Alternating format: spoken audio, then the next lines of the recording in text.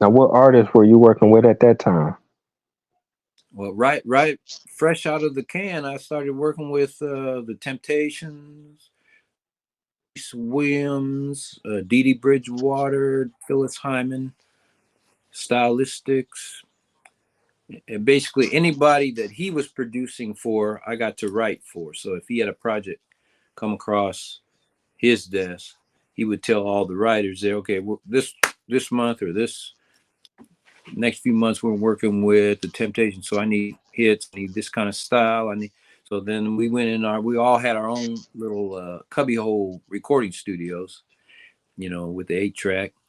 So we just went in and started writing and demoing, and you know, I think Tom had like maybe about 10 writers at that time. I was actually me and my brother Alan were the last two writers he ever signed. Actually, yeah, that was back in 1980. We were the last two writers that Mighty Three Music ever signed. So that's pretty historic. Yeah, definitely. Wow, I mean, you named some giants, the Temptations, man. Now, I was checking online. You got a chance to be a part of the Prime of My Life with Phyllis Hyman. Yes, I co-wrote that with my wife Gina. She's not really a songwriter, but she came up with the idea of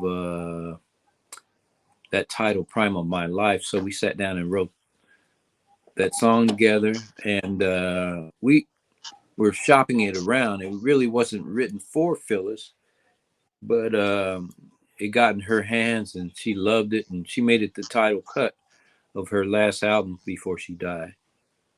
Oh, okay, okay. Now I can ask you about that a little bit. Like when you say you wrote it back then and you shopped it around, did that mean like somebody gave it to her and then she recorded it and then you heard it, or did you have to be in the studio with her and kind of help her with that track? That's a good question. Case with that song, uh, we had a publisher. I had a publisher, Almo Irving Music, and they basically, well, that's Herb Alpert's company, and so he had a group of what they call professional managers, which their job is to get songs from the writers and shop them around what artists are looking. So there are a couple people there that heard the song and said that we should try and get this to Phyllis, and that's how that happened. And Phyllis' producer Nick Martinelli did a wonderful arrangement and production, which we weren't in the studio. We just were fortunate to have him grab the song, give it to Phyllis, and we didn't hear it till it was done. And we heard the end result. We were like, oh well, we hope this does well. And then she made it the title cut of her album.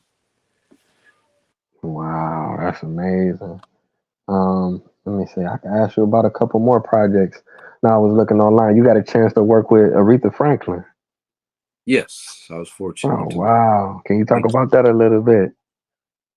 yeah, that was amazing. I didn't get to produce her, but the guy I was working with at the time, Narada Michael Walden, who's a artist in his own right, he got the project. So basically, I was able to get 6 songs that she recorded on 2 different albums, and one of them being the title cut again, "Who's Zooming Who," which she co-wrote.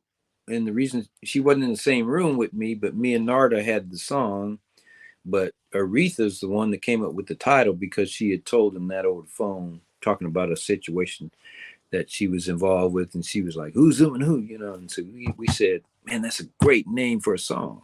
So we took the phrase, made a title and a song out of it, and we gave Aretha credit for it, and once again became title of her album and one of her greatest hits back in the '80s. That album was part of uh, the success of Freeway of Love by her. Freeway of Love was on the same album, and that album went platinum. I think it was her first platinum album.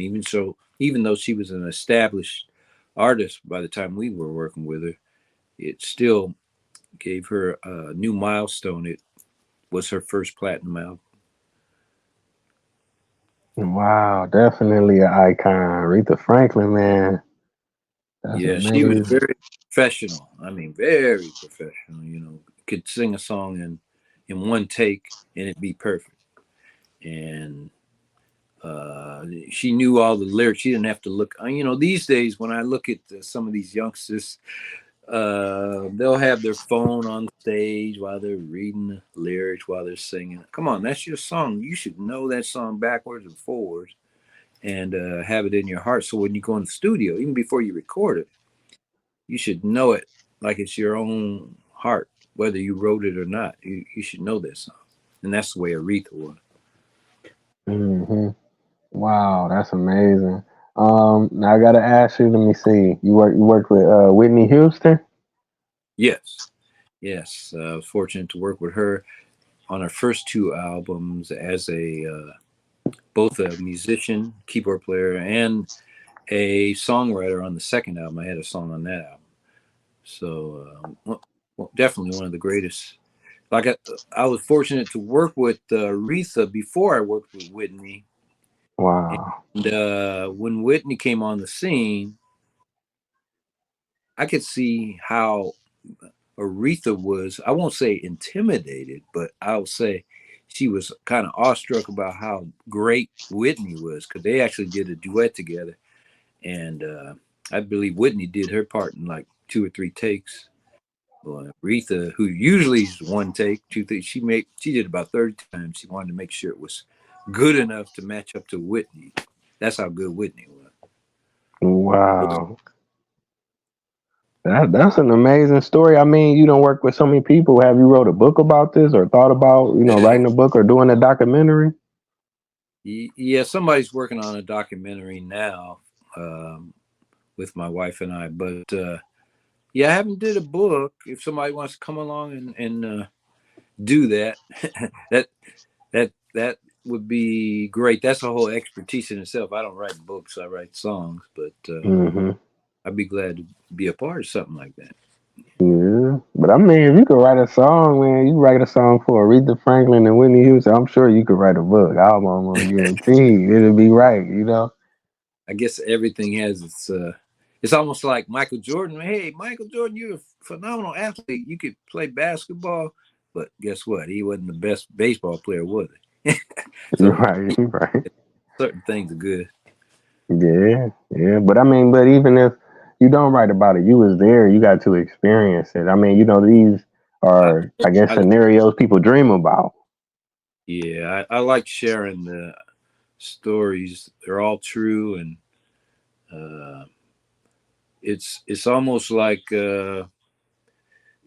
my unique take on things. I've run into different people that I've worked with, Whitney Houston and whoever, Natalie Cole, Aretha Franklin, George Benson, but everybody has their own experience with them. You know, I remember True. one person telling me, I'll say this: Diana Ross is one of the nicest people that my wife and I ever met.